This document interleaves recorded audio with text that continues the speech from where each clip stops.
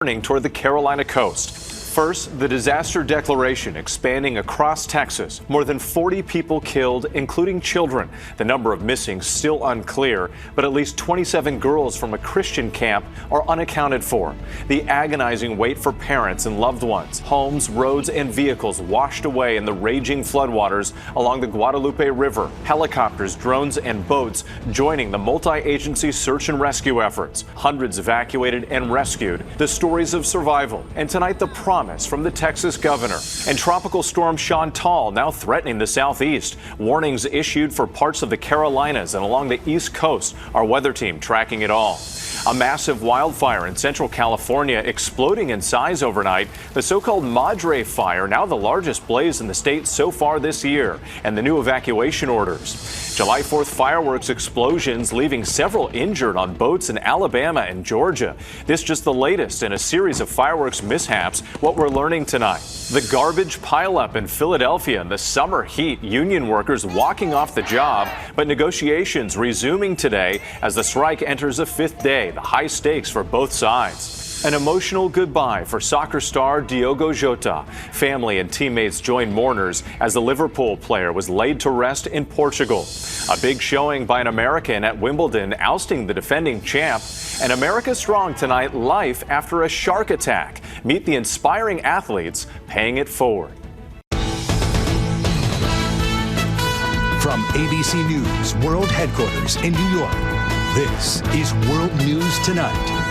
Good evening. Thanks for joining us on this Saturday. I'm Whit Johnson. We begin tonight with breaking news. The desperate search for the missing after catastrophic and deadly flash flooding in central Texas. More than 40 people are dead in Kerr County, including more than a dozen children swept away in the fast-moving floodwaters. These new images showing the devastation and destruction at Camp Mystic, an all-girls Christian summer camp where dozens are still missing. But the total number of those unaccounted for is unclear. The floodwaters swiftly washing away homes and vehicles, leaving behind a trail of mud, debris, and heartbreak. In neighboring Travis County, flash flooding also turning deadly, with several still missing. The severe weather threat in Texas is not over yet, and now a new tropical storm, Chantal, taking aim at the southeast. Our weather team is standing by with the forecast, but first, ABC's Maria Villarreal leads us off tonight from Kerrville, Texas. Tonight, deadly flash flooding engulfing several parts of Texas. Authorities say at least 40 killed. 3 deaths are being linked to major flooding in Travis County overnight, and at least 11 are still missing. The San Gabriel River today also overflowing. Flash floods there prompting evacuations. And in Kerrville, just northwest of San Antonio, first responders continue to battle treacherous conditions as the death toll rises to at least 43, 15 of them children. Authorities now saying they are moving from rescue to recovery. What makes you feel like this has gone from rescue to potential recovery? Because there is a difference. We will eventually get to the recovery. Crews searching for the countless still missing from those devastating 4th of July floods. But those still missing include over 24 young girls from Camp Mystic. These images showing the devastation at the campsite, the beds in the cabins completely upended. An all-girls Christian summer camp that hosted over 750 kids. As far as unknown other missing, we do not have an accurate count, and we don't even want to begin to estimate at this time. The Guadalupe River rising 26 feet in less than an hour. This video showing some of the aftermath. Debris stuck in the upper branches of these trees in Center Point, Texas. Help is coming! This woman clinging onto a tree after she was swept downriver. Lorena Guillen runs Howdy's restaurant nearby. For the 4th of July in Kerrville, when it was perfect weather for fireworks, this place was packed. I mean, every single hotel, RV park was full. She says all the RVs here were washed away. We had all the EMS and rescue team trying to save a family that was at the river, clinging for life, and they couldn't get to them. You heard them. We all heard them. This area got more than a foot of rain in a matter of hours, swelling the Guadalupe River, sending floodwaters streaming into neighborhoods and communities, overwhelming campgrounds. You can see the absolute power of this storm and the raging floodwaters by looking just right behind me You can see a trailer wrapped around this giant tree, and across the river, you can see what looks like a mobile home. Pierce Boyette and his brother Ruffin managing to escape from nearby Cap Lahuna with the help of heroic staff. The flood started getting bigger, and it was going up to, we have bunk beds in our cabins, and it was going up to the top bunk, and we had one choice, and we had to swim out of our cabins. The White House monitoring the situation. The Trump administration saying they intend to help. The federal government needs to be here for the support and extra resources on the ground as well, and that is what we are doing. Maria Villarreal joining us now from Kerrville. Maria, we can see some of that debris behind you. Give us a sense of what people there in Texas are going to be facing in the hours ahead. Well, Whit, as of right now, we do know the disaster declaration has been expanded for the state of Texas, adding 6 more new counties. The federal government also saying they're going to issue their own disaster declaration to help out as well. But as you just mentioned, this is all about the community. You can see right behind me, people are cleaning up. These are all volunteers doing whatever they can to pick up the debris, knowing that over the next few days, we're going to see more weather hitting this area. Whit. A long and difficult road ahead. Maria, thank you. Let's get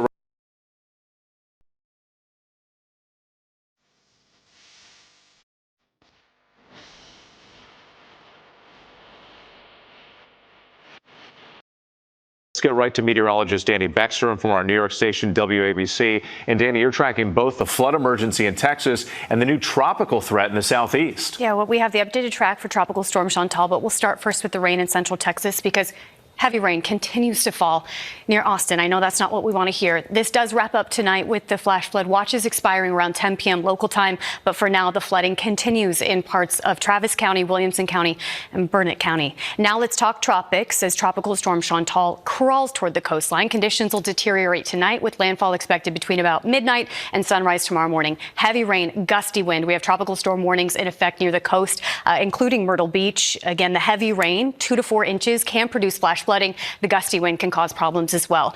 Continued to see the scattered showers and storms through Sunday morning in the Carolinas, but even as the remnants move inland, rough surf and rip currents will continue to impact the southeast coast through the remainder of the holiday weekend. Yeah, multiple threats we'll be watching. Danny Beckstrom, thank you. We appreciate it. And as we just noted there, Chantal is bringing the risk of dangerous rip currents to parts of the East Coast, coming as many are flocking to the beaches over the long holiday weekend. Some beaches advising people to stay out of the water. And several people were injured after fireworks exploded on a boat in Alabama during 4th of July celebrations. It's just the latest in a series of fireworks mishaps, some of them deadly. Here's ABC's Morgan Norwood. Tonight, as Tropical Storm Chantal gains strength off the southeast coast, parts of northeast Florida to the Outer Banks of North Carolina on alert for dangerous surf and life-threatening rip currents as millions flock to beaches over this July 4th holiday weekend. Watch as this lifeguard frantically swims out to help 2 surfers off Myrtle Beach caught in the chop. In Florida, severe weather creating even more danger. A family of 3 struck by lightning. A 17-year-old girl rushed to the hospital. And it's not just the storms keeping people out of the ocean. More than 24 beaches closed across the country due to harmful levels of bacteria. And while many gathered to celebrate on the water, a series of boat explosions rocking popular hotspots. In Tennessee, a massive explosion setting off the entire arsenal of fireworks on this barge. Oh my God! No! No! This pontoon boat on Alabama's Lake Martin exploding Friday during what officials say was an unpermitted fireworks display. 6 people rushed to the hospital. We're contacting an outside agency to assist with the injuries. It's going to be multiple injuries.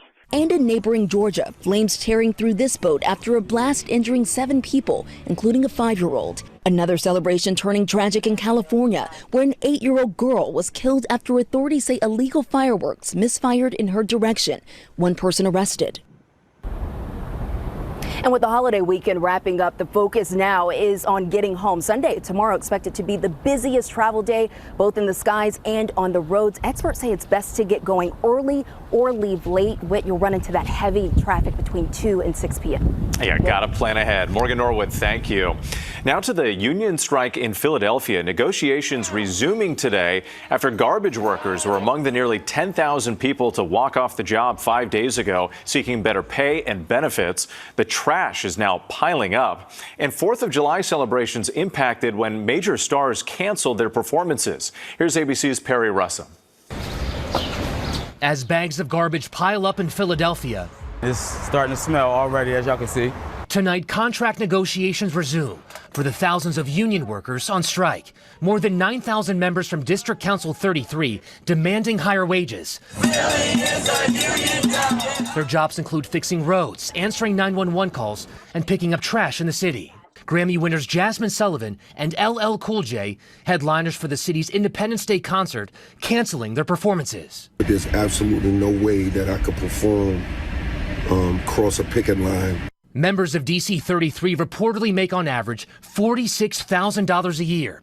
Union President Greg Boulware says he wants incremental wage increases. Our place right now is 555 over the course of 3 years. Mayor Sherelle Parker says the city offered a more than 13% wage increase over her 4-year term. I will not put the fiscal stability of the city of Philadelphia in jeopardy for no one. The mayor striking a softer tone yesterday. We are working extremely hard, doing everything that we can do, Philadelphia, to reach a fair and fiscally responsible contract.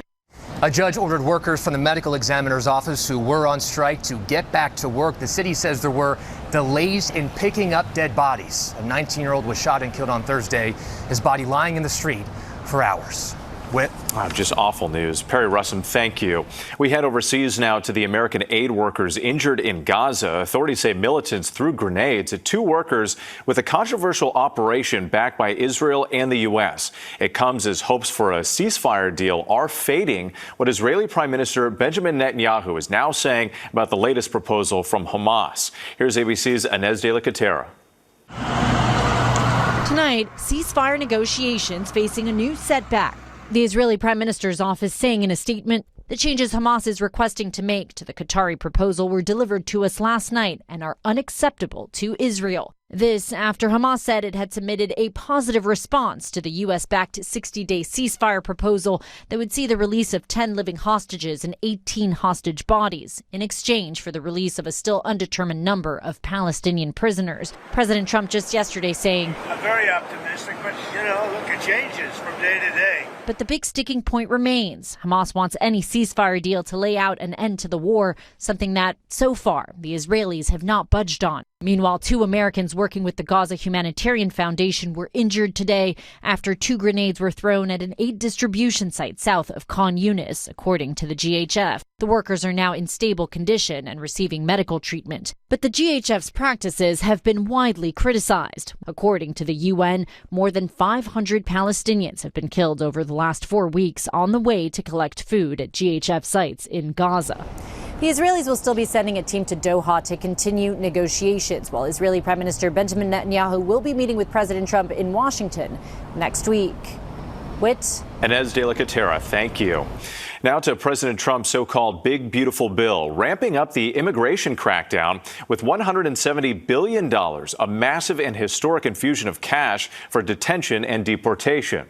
Here's ABC's senior White House correspondent, Selena Wang. Tonight, the first image of the 8 Trump administration detainees heading to South Sudan after the Supreme Court cleared the way for their removal to the war-torn nation. The undocumented migrants had been held at a military base in Djibouti as the legal battle played out. All of the men have been convicted of serious crimes, but only one is from South Sudan. This comes as President Trump celebrates a major political victory, signing into law a sweeping domestic bill that makes a historic $170 billion investment in immigration enforcement. So you have the biggest tax cut, the biggest spending cut, the largest border security investment in American history. We want to have strong borders. The new law includes funding for the border wall, more detention beds, and $100 billion for immigration and customs enforcement. The administration promising more detention centers like this, dubbed Alligator Alcatraz by state and federal officials, opening this week in Florida. 200 Marines also sent to the state to help with immigration enforcement. We got to work with the farmers. But the president acknowledging the hardships for farmers who employ a large percentage of undocumented workers, floating the idea for allowing those migrants to stay in the U.S. If a farmer is willing to vouch for these people, in some way, Christy, I think we're going to have to just say that's going to be good, right? We don't want to do it where we take all of the workers off the farms. Despite Trump's repeated promises to protect farmers, immigration raids like this one on a strawberry field in California have continued. We wake up in fear, this farm worker says. Many are concerned that if they go to work, they won't ever come back. And with those immigration raids are putting cities across America on edge, especially in Los Angeles, where some of those July 4th celebrations were canceled. Fear is keeping many undocumented migrants inside, skipping school, work, even family gatherings, afraid of being swept up and detained. Whit? Selena Wang, our thanks to you tonight. Now to Wimbledon and the American knocking out the defending champ, Emma Navarro, taking down Barbara Krejcikova. Let's get right to ABC's Ashin Singh. And Ashin, the Americans having an impact. That's right, Whit. Another intense day of matchups here as Wimbledon wraps up its round 3. Only 4 Americans remain, though, as 34 seed Brendan Nakashima lost in a match that lasted over 5 hours. Ben Shelton's serve, though, was too much against Hungary's Marton Fucsovics as he beat him in straight sets. He now joins Taylor Fritz as the only American man to advance to the round of 16. The last time an American man has won Wimbledon was Pete Sampras back in 2000. On the women's side, American Emma Navarro came back after going down in the first set to defeat defending Wimbledon champion Barbara Krejcikova, who's playing through injury. Navarro now joins American Amanda Amenisova as the only American women to be in that round of 16. You can catch more Wimbledon action tomorrow morning at 6 a.m. right here on ABC, ESPN, and ESPN+. Whit? All right, we'll be watching. Ashin, thank you. There's much more ahead on World News Tonight. This Saturday, an emotional farewell in Portugal. Teammates honor the soccer star Diogo Jota with a poignant tribute. And the fast-growing wildfire raging in California, effects now being felt 100 miles away. La la la, it's a take to the sky on a natural high. Ooh, la la la. Next tonight, California's largest wildfire of the year exploding in size. The Madre Fire expanding to 79,000 acres in just 72 hours. The flames 10% contained, tearing through rural parts of Los Padres National Forest. Smoke drifting 100 miles south to the Los Angeles area, prompting air quality alerts. Fire's cause still undetermined. Today, friends and loved ones saying their final goodbyes to soccer star Diogo Jota. Teammates from Portugal's national team and his Liverpool club filing into a church near his hometown, one holding a wreath bearing the number 20 he wore in England's Premier League. Jota and his brother, Andre Silva, laid to rest 2 days after dying in a car crash in Spain. A former coach saying their spirit will be with them forever. When we come back here, remembering Julian McMahon, a former co-star, reflects on the actor's death. To the index now, fellow actors remembering Julian McMahon. The Nip Tuck star died Wednesday in Florida after battling cancer. The Australian-born actor's first big U.S. TV role was in the series Charmed. Co-star Holly Marie Combs posting on social media, "I hope you find Our Lady friend and dance in those rose petals," a reference to late co-star Shannon Doherty, who died from cancer last July. Julian McMahon was 56. Still ahead, the shark attack survivors now turning pain into purpose. America Strong tonight, the shark attack survivors adapting, then uplifting. We first introduced you to J.J. Reeder Jr. nearly 3 years ago. 11 years old at the time, he was bitten by a bull shark while snorkeling with family in Florida. I'm happy to be alive. Undergoing 4 surgeries, eventually losing his lower right leg. Speaking to our Victor Okendo. I wanted to get back in the ocean. 10 weeks after the attack, he went back to that same reef. I did not want the hospital or the shark attack to be my greatest fear. And recently, JJ got his first surfing lesson from adaptive surfer and fellow shark attack survivor Mike Coots. Shortly after my 18th birthday, went out for a surf session like any other morning. As the shark came out of the water and grabbed onto me, I became an amputee right then and there. Mike turned his pain into purpose, now teaching other amputees to do things they never thought possible. Mike and JJ connecting in Oceanside, California. And we're both going to go surfing today. I look up to him because of him facing his fear and going back into the ocean. But this lesson about much more than surfing, a clinic on how to inspire and overcome challenges. I feel in some sense like the luckiest amputee in the world. Days like today of surfing with JJ, these are the reasons why I'm here. Amazing work. Keep it up. I'm Whit Johnson in New York. Have a great night.